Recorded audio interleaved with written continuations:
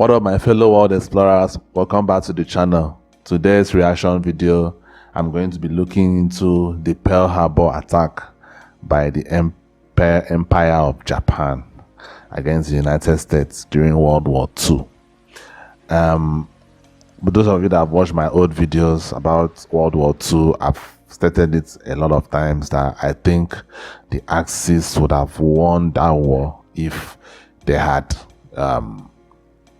known their boundaries, if I could say. I think they pushed a bit, out of their boundaries. Maybe they would have still lost, I don't know, but in my opinion, I think they would have won if they had a focus, probably that was their focus, I don't know, but I think they should have, had some boundaries in terms of where they were trying to, spread. So before we get into that, help this African guy out, subscribe to the channel, please, guys, help me out. I'm really grateful for those of you that are already subscribed and those of you that are viewing the videos. But if you are viewing and you're not subscribing, you lose nothing. Just hit that subscribe button. Also, if you love the reaction, hit the like button. It helps me out as well. Now let's get to the video.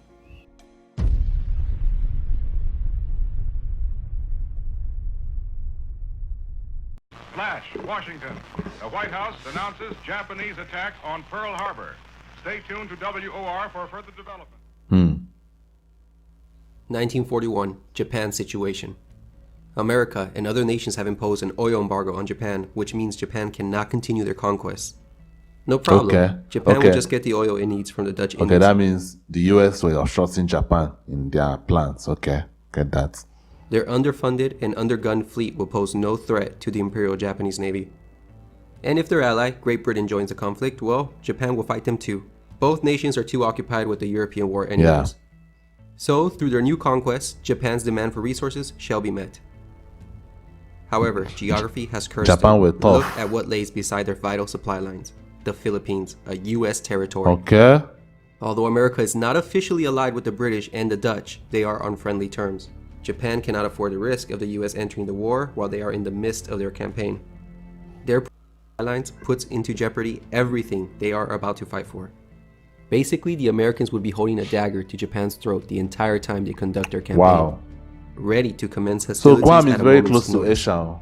I thought it was Thus, closer they to come the to the US. conclusion that they must take out the Americans as well. This Ah. calls not only for an invasion of the Philippines, but also a preemptive strike on the powerful American fleet at Pearl Harbor. And so with that, history was set. Japan set its powerful Kido Butai to strike Pearl Harbor on the morning of December 7th. Now, the goal of the raids was as follows. 1. Sink a battleship. This was for propaganda purposes. Japan reasoned that if America saw their beloved battleships, symbols of their naval power, destroyed, their will to wage war against Japan would be shattered as well. 2. Immobilize the fleet for 6 months. The Japanese estimated that they needed 6 months to do all of their conquests. Then they would be on the defensive and await the American counterattacks and wear them down, culminating in a decisive naval clash. So note, the Japanese knew they could not win a long-term war with America, so Japanese strategy revolved on them waging a short-term war. This was why attacking the fuel tanks or naval facilities at Pearl Harbor was not even considered in the planning phase. It was irrelevant to the 6-month goal. At Pearl Harbor were some 80 ships. There were 8 battleships, 7 of them in battleship role and 1 in dry dock. 8 cruisers were at Pearl Harbor, 4 of which were accessible to torpedoes, and dozens of destroyers and auxiliaries were docked elsewhere. Unfortunately for the Japanese, the 3 American carriers were all at sea and not in port that fateful day. The attack on Pearl Harbor would be carried out by 6 fleet carriers and its strike force of 350 planes. Their crews had endured 10 months of training for this attack. In addition, 5 midget submarines would be tasked with penetrating the harbor and attacking in conjunction with the main airstrike. The attack would be composed of 2 waves. During the first wave, Lieutenant Fuchida commanded a strike against the ships in the harbor. The key to the first wave was the 50 level bombers and 40 torpedo bombers, also known as Kates. Their torpedoes had been modified with wooden fins so that they could be effective in the shallow waters of Pearl Harbor. Their priority targets were the battleships and carriers at port. The first wave of 183 aircraft was launched at 6 a.m. So far, I've been saying that Japan fucked up, which truly they fucked up. But if you look at it, they really had no choice, or did they? I don't think they had a choice because they had their own agenda at that point in time, and the US were in the way of it.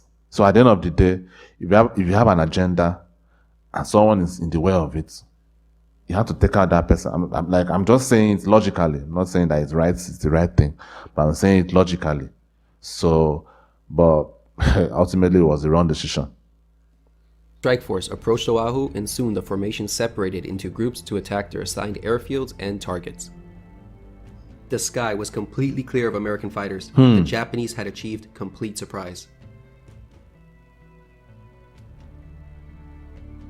The dive bombers beat the torpedo bombers to Pearl Harbor, the first bombs hitting the southern tip of Ford Island minutes before even the first torpedo had been launched. Planes from Hiru and Soryu approached at 7:55. They were disappointed to discover that their targets, the carriers, were not in port that day. Lieutenant Nagai, leader of Soryu's air group, realized there were no potential targets, so he and his wingman pulled off. However, the remaining 6 attacked. They probably mistook the old decommissioned battleship, the USS Utah, as a capital ship, and they fired upon her. 2 torpedoes slammed into her before 8 a.m. The rest missed. One missed so badly that the USS Raleigh was hit. The Utah capsized at 8:12. The Raleigh almost suffered a similar fate, but prompt damage control prevented her from capsizing.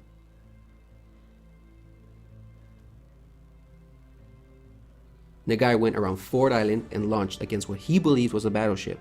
In reality, it was just a cruiser, the USS Helena.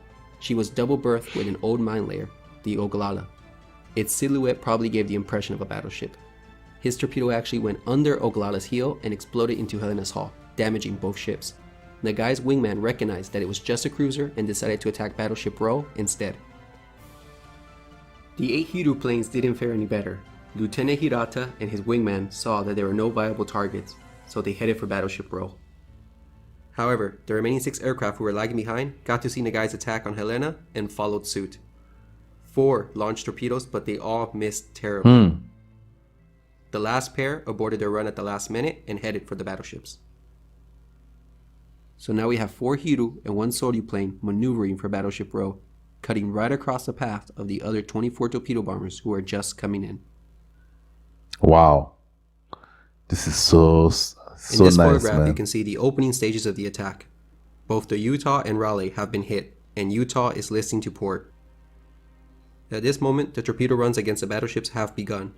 You can even spot 2 planes finishing their bomb runs.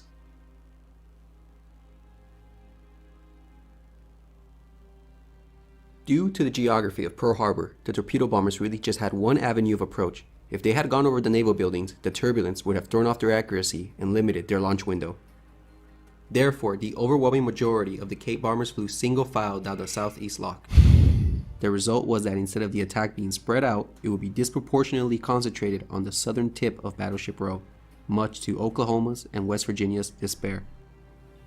12 Akagi planes approached single file, 1,000 feet apart, starting at 7:57. All of Akagi's 12 planes launched against these 2 battleships, except one, which skillfully maneuvered and struck the California. The 4 Hiru planes from before joined shortly afterwards and launched against Oklahoma and West Virginia. Contrary to belief, the Japanese were not attacking with impunity. The defenders had taken advantage of the precious minutes warning afforded by the Ford Island bomb blast, so that when the first torpedo planes of Akagi approached, many anti-aircraft gunners were already prepared. These vulnerable, slow-moving Kates had to make their torpedo runs under fire. 3 miles behind Akagi's strike was Kaga's air group. By now, the anti-aircraft fire was becoming more effective, and again, Oklahoma and West Virginia took the brunt of the attack. In the middle of their launch, that single Soryu plane from earlier swept in and got a hit on the California. However, one of Kaga's plane veered to the right because of this, but was able to hit the Nevada at 8:03. Kaga's air group was the only one to suffer losses. 5 of the last 7 attacking Kates were shot down. In this historic photograph, the torpedo attack is perfectly captured. You can see the torpedo hits on the Oklahoma, West Virginia, and the California. All of them are gushing out oil. In the background, you can see Hickam Field burning, and the Helena can be seen leaning against the Oglala. and a Japanese plane can also be spotted. However, the attack wasn't executed as smoothly as hoped. An attack that should have taken less than 90 seconds stretched out over 11 minutes from first run to last. Wow. Some had to abort and redo their runs due to mutual interference, and the heavy anti-aircraft fire threw off the pilot's aim and caused them to over-concentrate on just 2 battleships.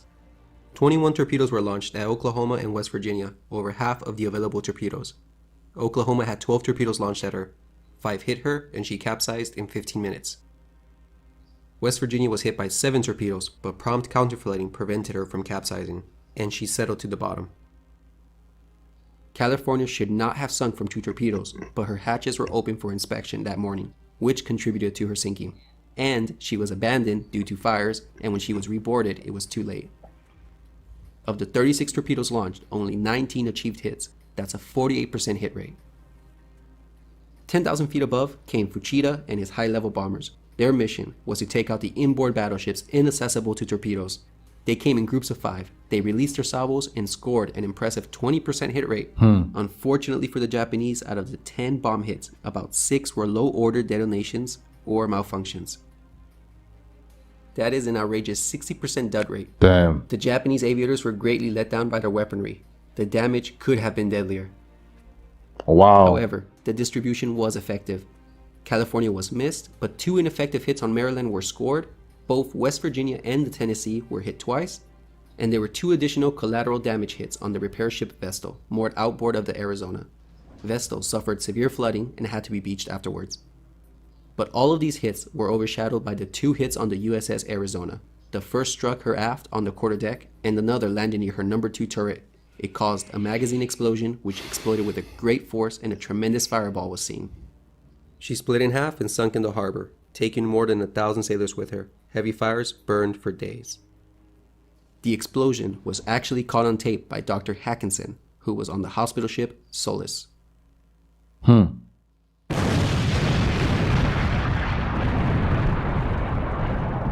Wow, this is, I just, like, it's not like I love war, but I just love this kind of historical moments.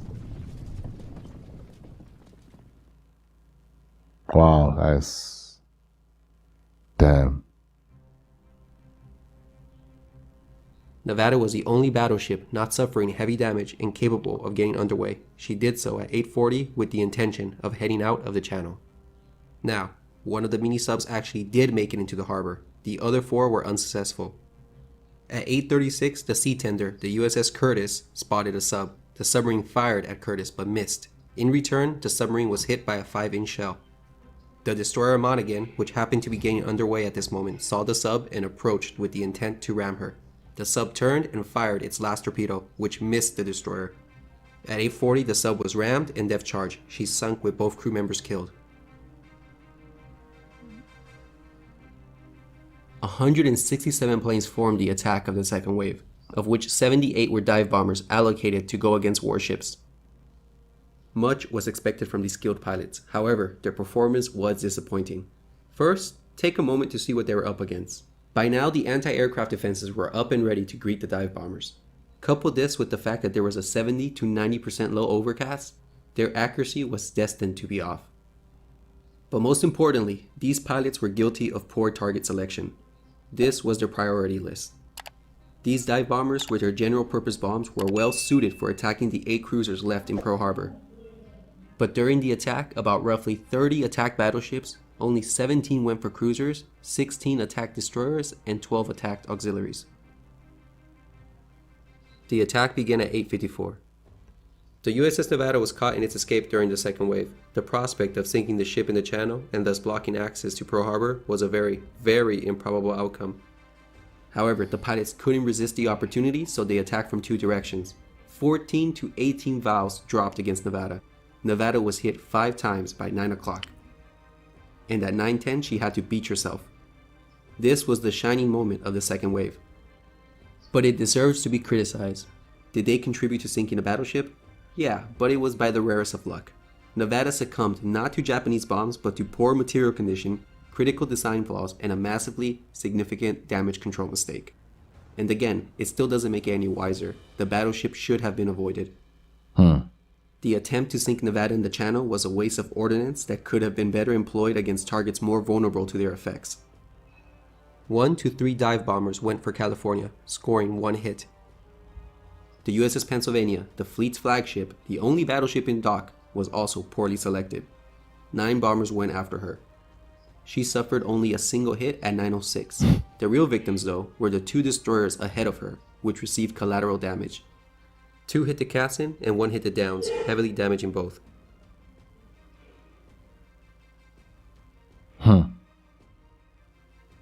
So there could be a cultural explanation to why the Japanese pilots went for battleships. These young 20-year-old pilots were going into the most significant battle in Japan's history. No one wanted to go back home and report that they attacked a simple cruiser or a destroyer.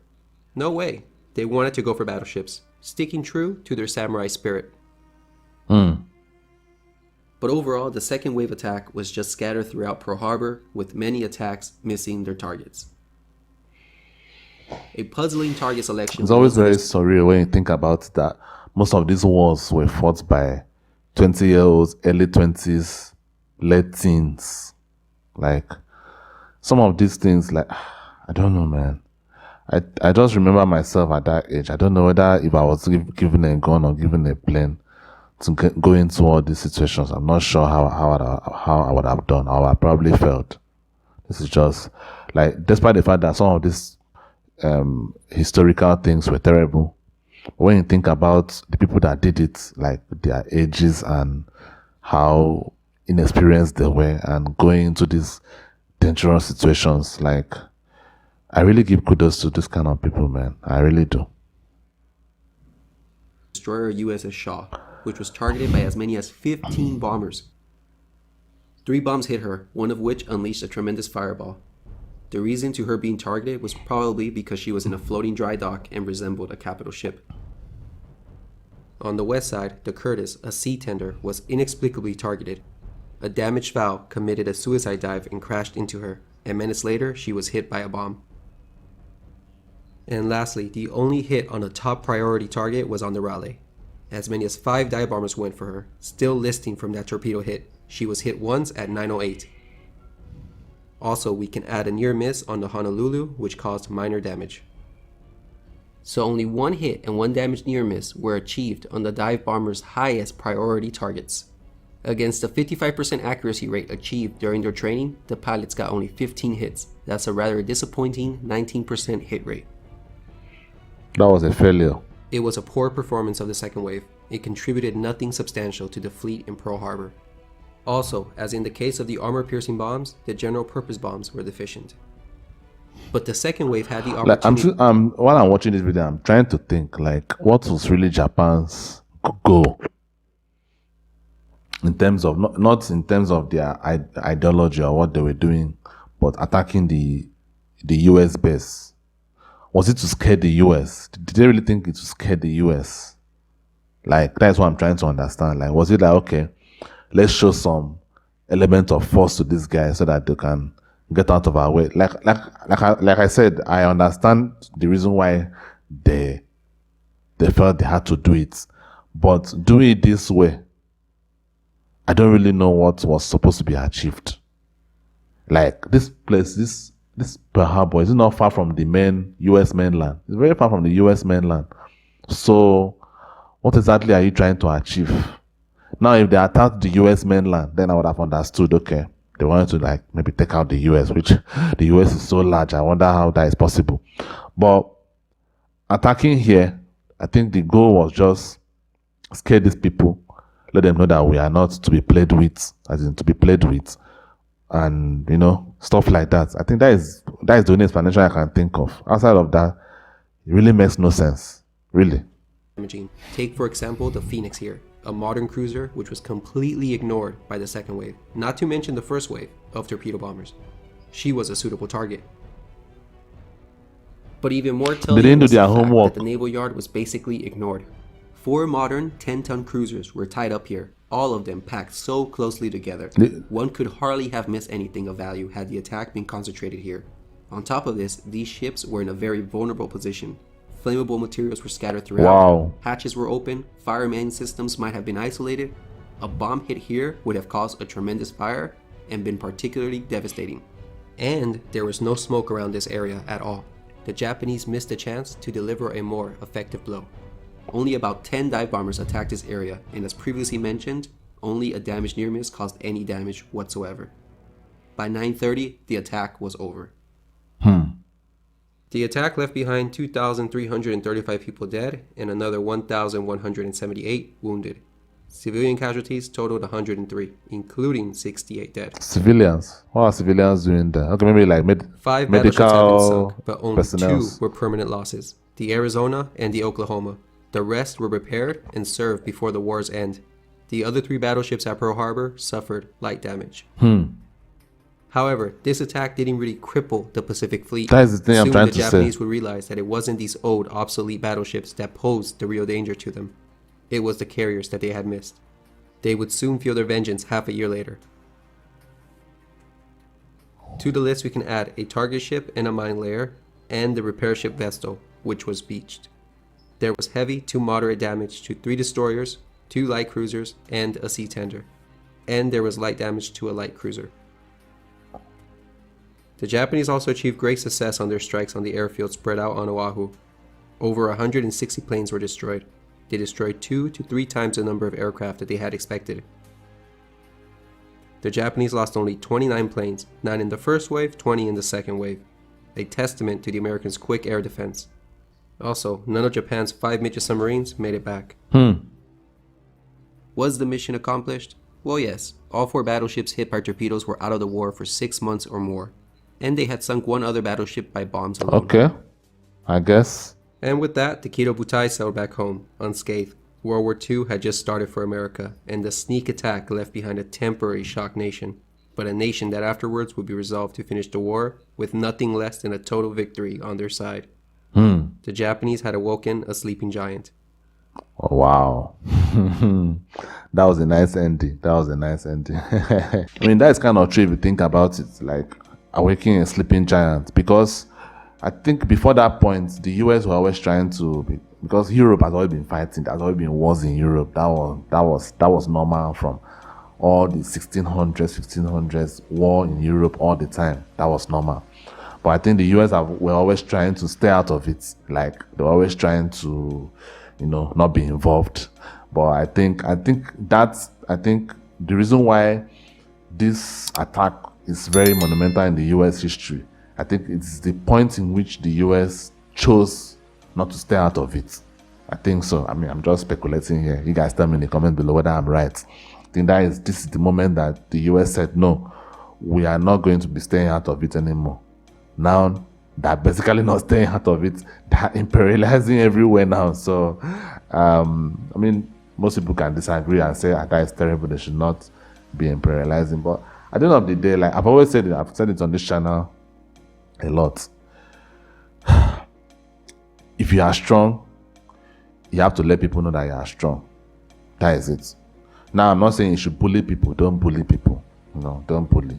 Though the US bullies sometimes, but don't bully. I think that would be preferable. But you have to show strength. If you do not show strength, other people will take it for granted. That happens in everything, in every aspect of life. Even as a human being, if you are someone that people look at you like you can't do anything, they can match you, they can step on you, whatever, and you can't do anything, more people will step on you. More people will have the balls to step on you. But if you let people know that, look, don't try that shit, then people will think twice before they try that shit. So I think this is the moment that the US said, look, we have to start letting people know that they should not try that shit. I mean, I really enjoyed this video. This video was very, very simplistic and very straightforward, and kudos to the original creator of this video. And I hope you guys enjoyed the reaction. If you did, let the algorithm know by liking the video. I really appreciate it. Take care of yourselves. Peace.